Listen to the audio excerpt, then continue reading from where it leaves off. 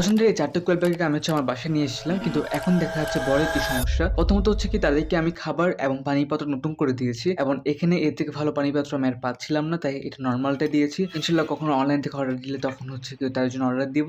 এবং খাবার আগেরটা চলছে স্টার্টার প্যাক এবং হচ্ছে কি পানির মধ্যে লাইসোবিট দেওয়া হচ্ছে। কিন্তু আমি আজকে খাবার দিতে এসে খেয়াল করলাম যে আমার পাখিগুলো এরকম আচরণ করতেছে। এখন আমি জানি না এটা কিরকম আচরণ বা এটা খারাপ নাকি ভালো। কিন্তু আমার লাগছে যে পানি শূন্যতা বা এরকম কিছু একটা যেমনটা আমরা সাধারণ ভেবে থাকি যেরকম হয়। তো আমি ঠিক জানি না যে এটা কি জিনিস। তো আপনারা যদি কেউ বুঝে থাকেন আমাকে দয়া করে বলুন। এটা আমি যাতে ভালো মতো ব্যবস্থা নিতে পারি।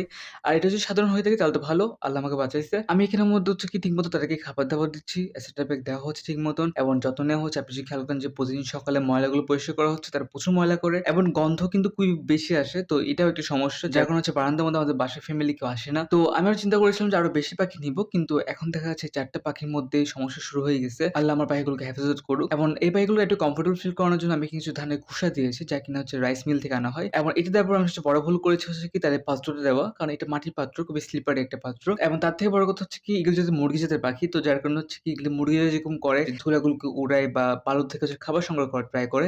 ঠিক এটা এরকম করতেছে যার কারণে আমি একটু খাবার ছিটিয়ে দিয়েছি এখানের মধ্যে যাতে তার জন্য নিরাশ না হয় আরকি। তো এই ছিল হচ্ছে কি আজকের আমাদের ভিডিওতে। এখানে আমি সমস্যায় পড়েছি, নতুন কিছু ট্রাই করেছি, আবার সমস্যায় পড়েছি। তো সব মিলিয়ে বলতে গেলে পাখিগুলো এখন ১৫০ গ্রাম করে হয়েছে আলহামদুলিল্লাহ এবং আর মনে হয় ৫-৬ দিন রয়েছে ডিম পাড়ার ক্ষেত্রে। দোয়া করেন যেন তাড়াতাড়ি হয় এবং যদি ডিম পাড়া শুরু করে তখন আমি এটা আরো একটু বড় করার ট্রাই করব এবং তখন ছাদে করার ট্রাই করব। তো এটা হচ্ছে আমার একটা ছোট্ট পরিকল্পনা। আল্লাহ আমার স্বপ্নকে বাস্তবায়ন করুক এবং আপনারা যদি এরকম কোয়েল পাখি পালতে চান তাহলে খুবই ভেবেচিন্তে পালিয়েন। কারণ হচ্ছে কি যে যখন তখন যেকোনো কিছু হয়ে যেতে পারে। আর যদি এনাফ জায়গা না থাকে তাহলে হচ্ছে কি বলব যে না পালাই ভালো কারণ খুবই গন্ধ হয়। তো এটা ছিল আজকের ভিডিও। আল্লাহ হাফেজ।